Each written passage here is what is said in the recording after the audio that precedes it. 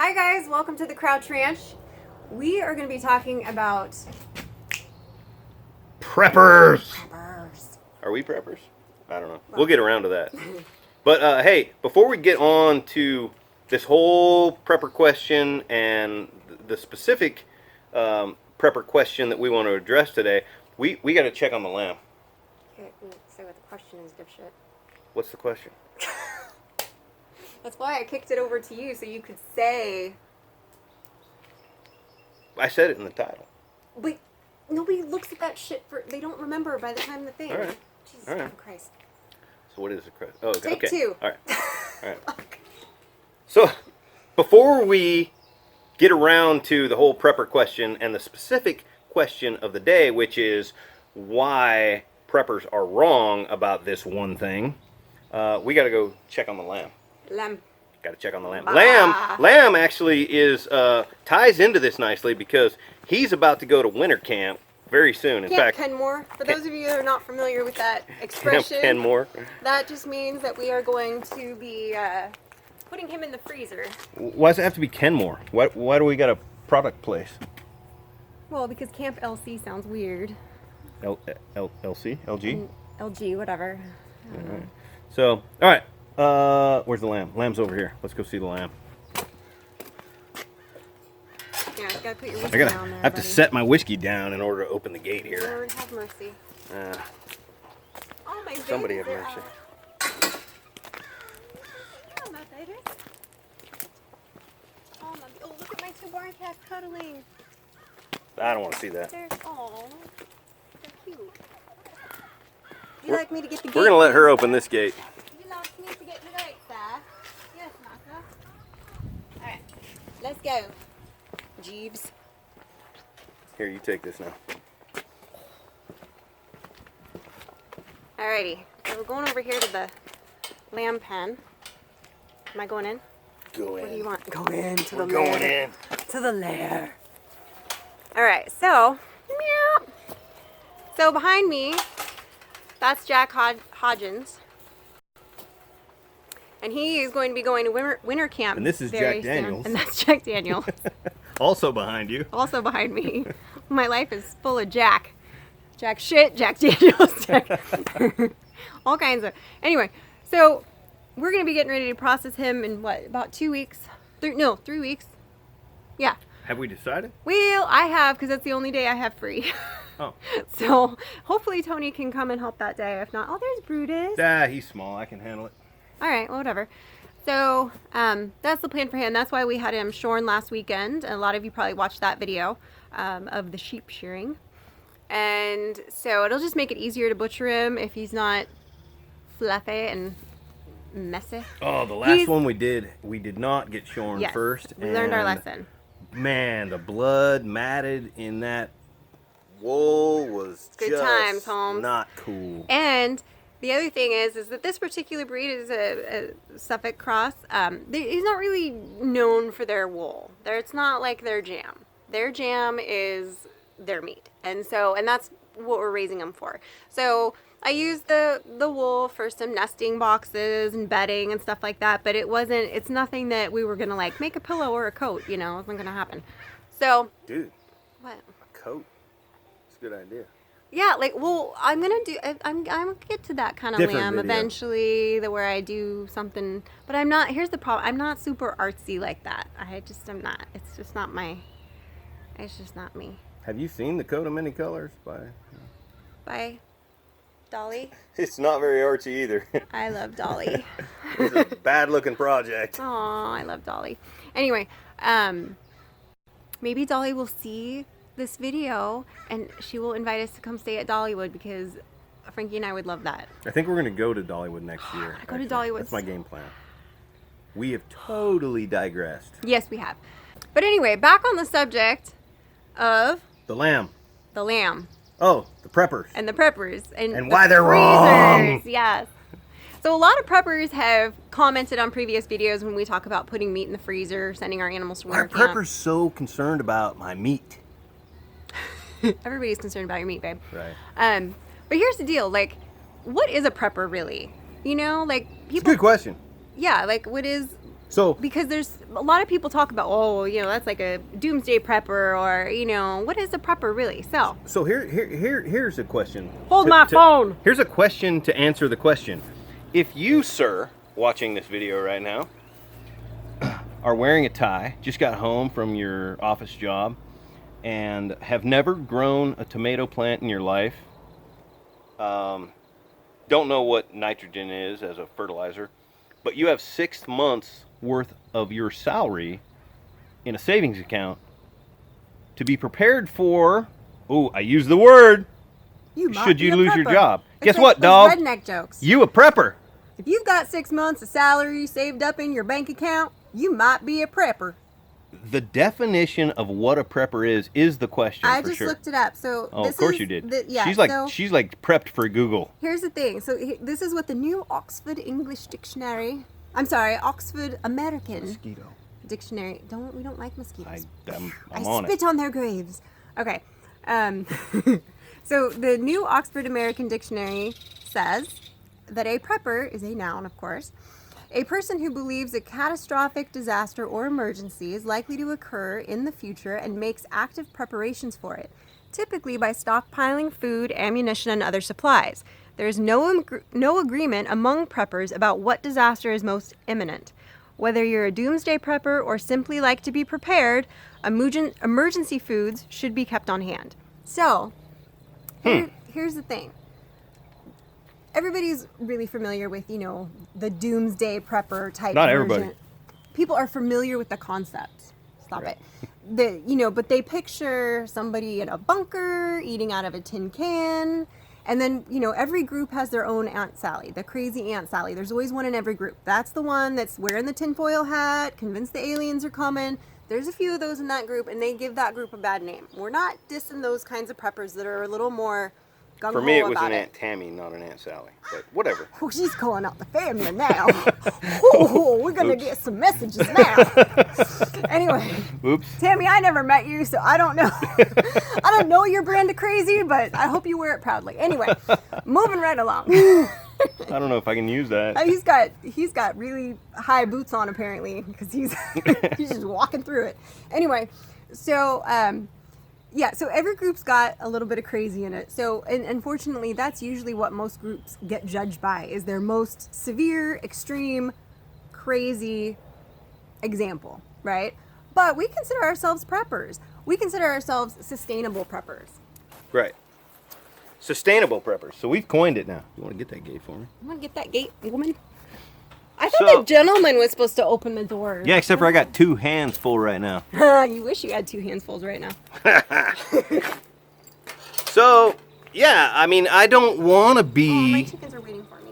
I don't want to be that prepper that is, living in a bunker, eating out of a tin can, and not enjoying life. Because while being prepared for whatever is a smart idea, not enjoying your life is a bummer. Because that's the point. What's the point of not enjoying what you work so hard for, right? Right. I agree 100%. Right. Like if I can be prepared for, an emergency and also enjoy my life, then I win. Right. I win at life. Then you're king of the lab.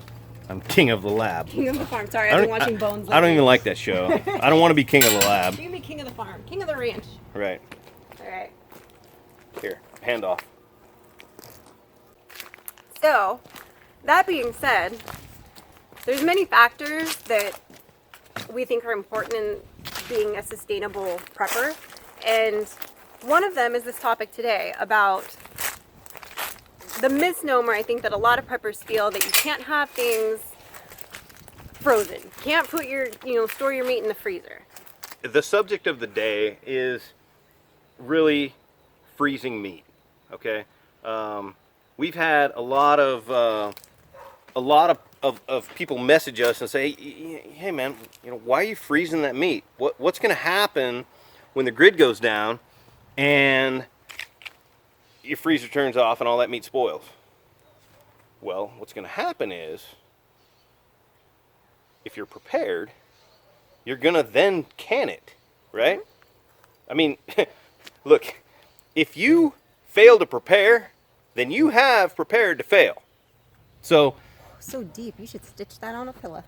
I should, yeah. I should I should have 9-line put that on a shirt for me. Right. So, the thing about freezing meat is this. Yes, if meat is frozen and it thaws out and it sits there, it's gonna spoil. Bad. Yeah. Right.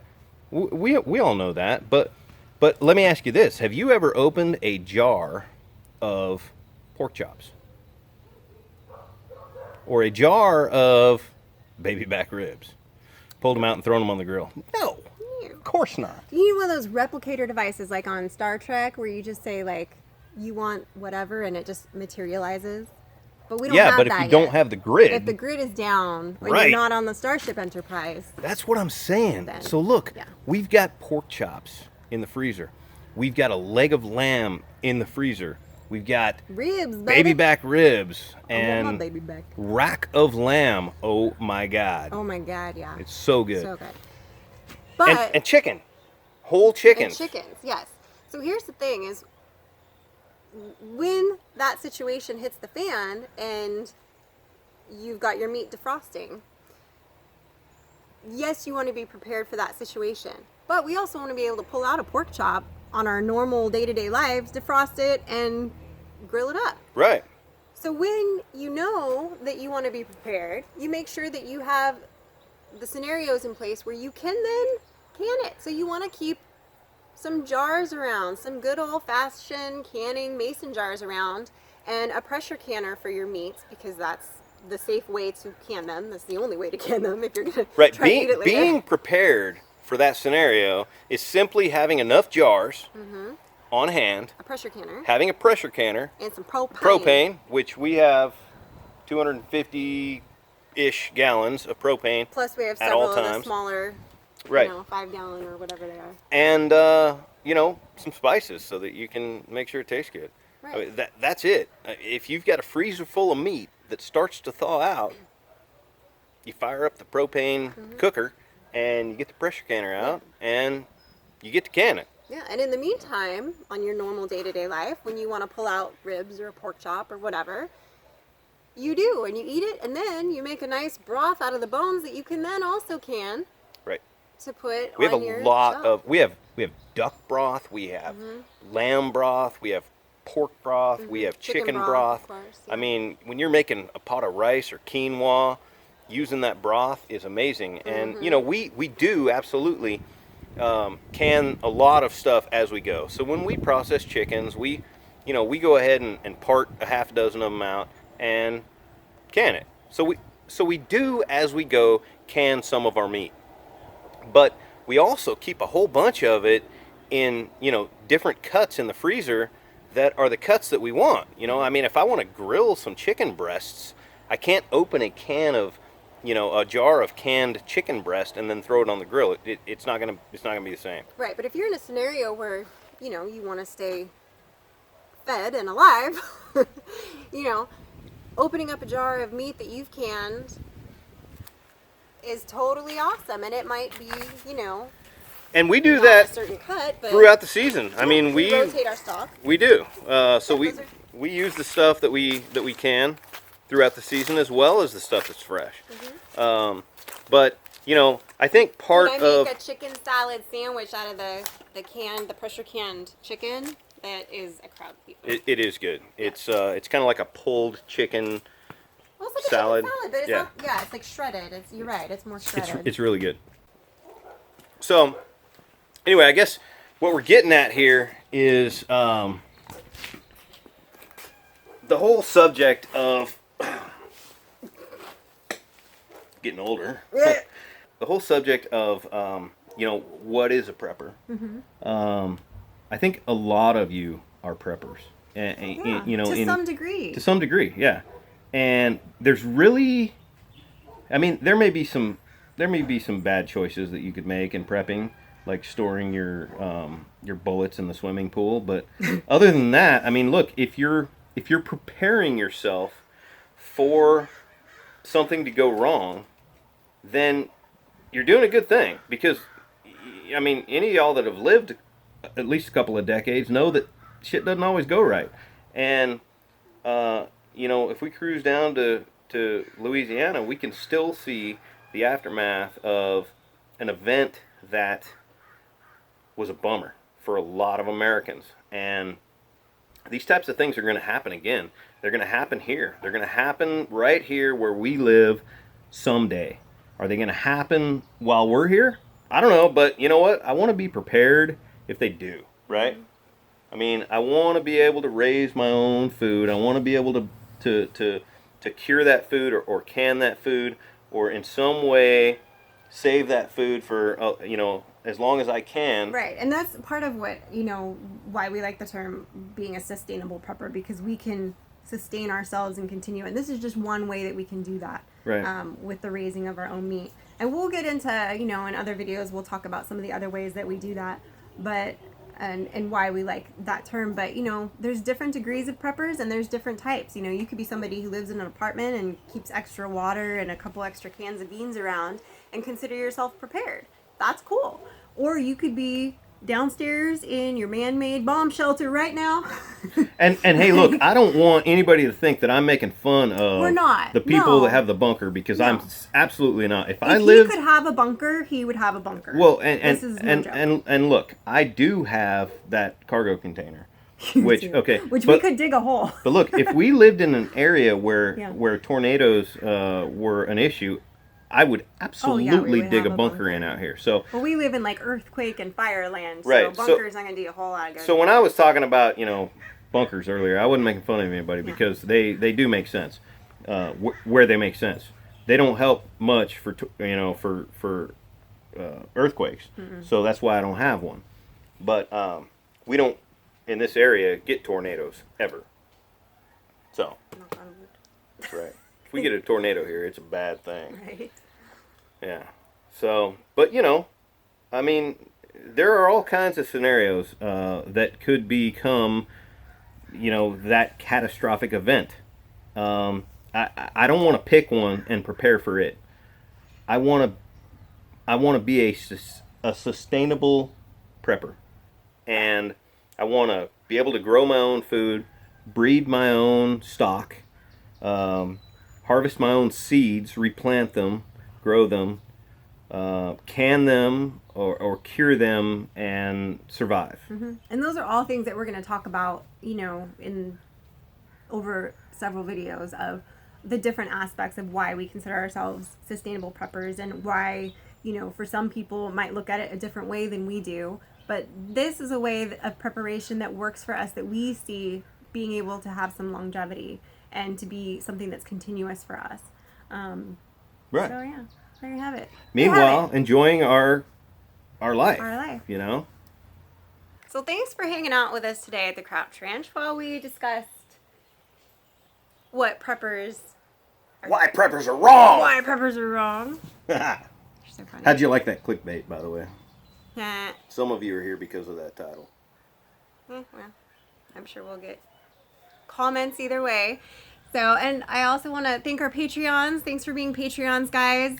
And don't forget to subscribe to the channel, click like, and click the bell so you get the notifications. And we will see you guys soon. Bye. See you later. Peace out, yo. All right. Hit the dang button. You're holding it. I know, but your finger is closer. Is it really? Well, because I have to go like this. You should measure. I'll bring it right to your finger. Oh.